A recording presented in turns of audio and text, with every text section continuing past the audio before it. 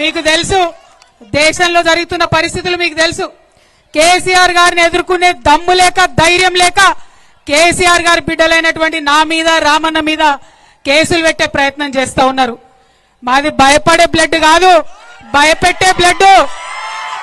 అసలు ఎట్టి పరిస్థితుల్లో భయపడేదే లేదు.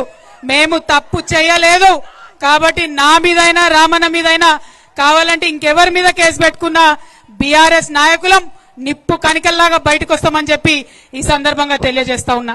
ఎందుకైతున్నాయి కేసులు? ఇవ్వాలా కేంద్రంలో ఎదిరించి మాట్లాడితే కేసు, అవో చైనా వాడు బార్డర్ లోపలికి వచ్చిండు మరి చూసుకొని జరా అంటే కేసు, మరి ప్రజలకు మంచి జరుగుతలేదంటే కేసు.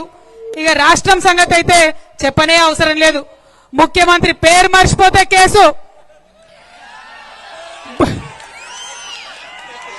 భూమి ఇయ్యకపోతే కేసు, రైతు భూమి ఇవ్వకపోతే కేసు, ఫేస్బుక్ లో మా అన్నదమ్ములు ఒక చిన్న పోస్ట్ పెడితే కేసు, ట్విట్టర్ లో మా ప్రొఫెసర్ లేదన్న అభిప్రాయం చెప్తే కేసు, ఇన్స్టాగ్రామ్ లో మా అక్క చెల్లెలేదన్న చిన్న వీడియో పెడితే కేసు. అంటే గింత భయం ఎందుకు? నిజాన్ని ఫేస్ చేయలేరా? మేం లేమా 10 ఏళ్ళ అధికారంలో? ప్రజలు మమ్మల్ని అనలేదా